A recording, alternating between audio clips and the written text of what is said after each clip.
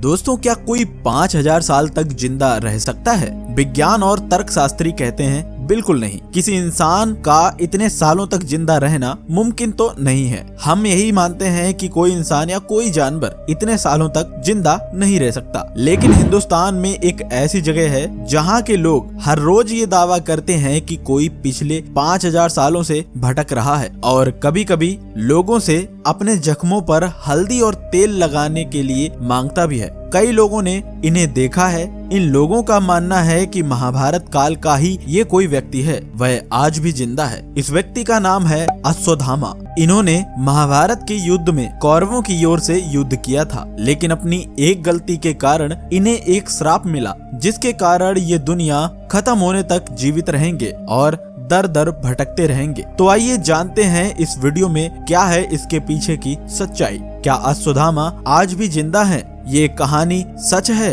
या फिर है सिर्फ एक अफवाह? तो चलिए दोस्तों शुरू करते हैं। दोस्तों, महाभारत काल में कई ऐसे योद्धा हुए जिन्होंने युद्ध में अपने पराक्रम से विरोधी सेना में जबरदस्त कोहराम मचाया। महाभारत ऐसा महाकाव्य है जो कि हिंदू धर्म का आधार है। महाभारत महाकाव्य श्री गणेश के हाथों से लिखा गया था। इसे वेद व्यास ने बोला था। महाभारत में कौरवों और पांडवों के बीच राज्य प्राप्ति के लिए युद्ध हुआ था। इस युद्ध में कौरवों की तरफ से गुरु श्री द्रोणाचार्य ने भाग लिया था। द्रोणाचार्य के पुत्र अश्वत्थामा ने भी कौरवों की तरफ से युद्ध लड़ा था। अश्वत्थामा एक महान योद्धा थे। बता दें कि अश्वत्थामा द्रोणाचार्य का पुत्र था। उनका जन्म महाभारत काल में यानी कि द्वापर युग में हुआ था। द्रोणाचार्य को संतान प्राप्ति नहीं हो रही थी, तो वे भटकते भटकते हिमाचल की वादियों में पहुंच गए। वहां पर उन्होंने तपेश्वर महादेव नामक स्वयंभू शिवलिंग की पूजा अर्चना करके एक पुत्र की प्राप्ति की। कहा जाता है कि अश्वत्थामा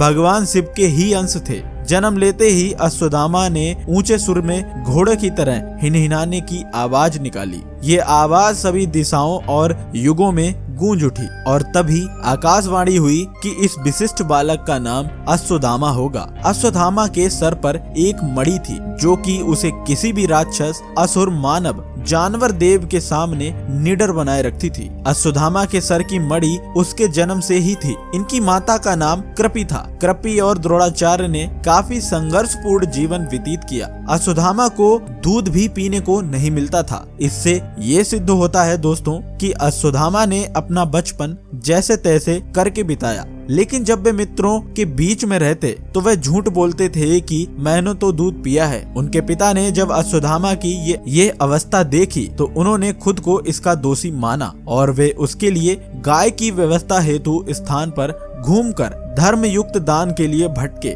लेकिन उन्हें कोई भी गाय दान में नहीं मिली। अंत में उन्होंने सोचा कि क्यों ना अपने बचपन के मित्र राजा द्रुपद के पास जाया जाए। वे अपने पुत्र अश्वत्थामा के साथ राजा द्रुपद के दरबार में जा पहुंचे, लेकिन राजा द्रुपद की राज्यसभा में उनके पिता को वहां से धक्के मार कर निकाल दिया गया। उनकी गरीबी चरम सीमा पर पहुंच गई। तब द्रोणाचार्य ने हस्तिनापुर जाने का निर्णय लिया। वहां उन्होंने कौरवों और पांडवों को शिक्षा दी। पांडवों और कौरवों के साथ साथ ही उन्होंने अश्वत्थामा को भी शस्त्र अस्त्र विद्या का ज्ञान दिया। वैसे तो द्रोणाचार्य पांडवों और कौरवों दोनों के गुरु थे, मगर महाभारत युद्ध में उन्होंने हस्तिनापुर के सिंहासन का साथ देते हुए कौरवों के पक्ष में लड़ने का फैसला किया। अपने पिता की तरह अश्वत्थामा ने भी पांडवों के खिलाफ युद्ध किया। अश्वत्थामा ने कौरवों की सेना का नेतृत्व किया और पांडव पक्ष के कई योद्धाओं को मार गिराया। कहते हैं कि जब घटोत्कच के नेतृत्व ने राक्षसों की सेना ने आक्रमण किया तब सभी कौरव भाग खड़े हुए थे, मगर अश्वत्थामा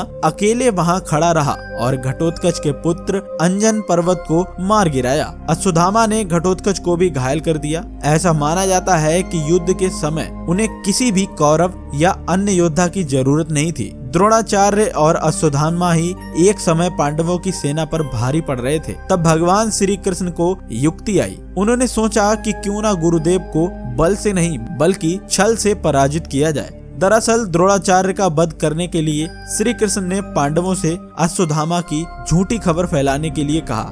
धर्मराज युधिष्ठिर ने कहा कि वे झूठ का सहारा नहीं लेंगे। फिर श्री कृष्ण के कहने पर युधिष्ठिर ने अश्वत्थामा नाम के हाथी का वध कर दिया। द्रोणाचार्य को जब इसकी खबर मिली तो उन्हें लगा कि उनका बेटा अश्वत्थामा मारा गया है। इससे दुखी होकर उन्होंने शस्त्र त्याग दिए। तभी धृष्टद्युम्न ने मौके का फायदा उठाकर द्रोणाचार्य का सिर धड़ से अलग कर दिया। द्रोणाचार्य की मौत के बाद पांडवों ने महाभारत का युद्ध जीत लिया। युद्ध खत्म होने के बाद पांडव अपने शिविर में जीत का जश्न मना रहे थे। दूसरी ओर अश्वत्थामा अपने पिता की मौत से बहुत दुखी हुआ। उसने बदला लेने की ठानी। अश्वत्थामा रात में पांडवों के शिविर में पहुंचा और कोहराम मचा दिया। अश्वत्थामा ने द्रौपदी के सभी पुत्रों को मार गिराया। उसके बाद अर्जुन क्रोध में आकर अश्वत्थामा का पीछा करने लगे तो अश्वत्थामा ने अर्जुन पर ब्रह्मास्त्र छोड़ दिया। अश्वत्थामा ब्रह्मास्त्र छोड़ना तो जानता था, लेकिन उसको वापस कैसे लौटाना है इसकी जानकारी उसको नहीं थी। इसीलिए दोस्तों,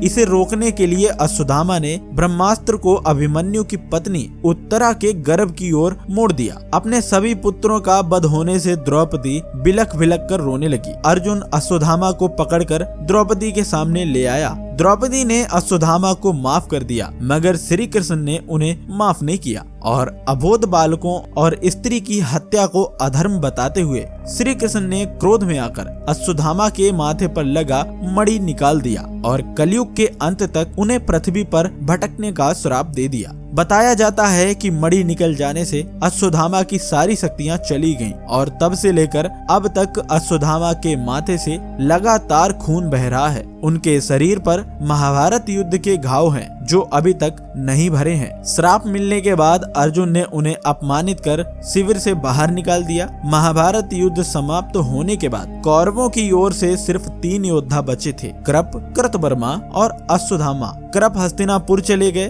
और कृतवर्मा द्वारिका। श्राप से दुखी अश्वत्थामा को व्यास मुनि ने शरण दी। कहा जाता है कि तब से आज तक अश्वत्थामा इधर उधर भटक रहे हैं और उड़ीसा, उत्तराखंड के वनों में आज भी अश्वत्थामा को देखे जाने का दावा किया जाता है। यहाँ तक कि मध्य प्रदेश के जबलपुर शहर की घोरी घाट के किनारे पर भी अश्वत्थामा को भटकते हुए देखा गया है। वहाँ के कुछ स्थानीय निवासी ऐसे भी हैं जिन्होंने अश्वत्थामा को अपनी आंखों से देखने का दावा किया है। वह बताते हैं कि अश्वत्थामा के माथे से लगातार खून बहता रहता है, जिसे रोकने के लिए वह लोगों से हल्दी और तेल की मांग भी करते हैं। उस गांव के कई बुजुर्गों का मानना है कि जो व्यक्ति एक बार अश्वत्थामा को देख लेता है उसका मानसिक संतुलन बिगड़ जाता है। हमारे वेदों के अनुसार अश्वत्थामा को उन अष्ट चिरंजीवियों में से एक माना जाता है जो आज भी अमर हैं और इस धरती पर मौजूद हैं और समय समय पर अपनी मौजूदगी का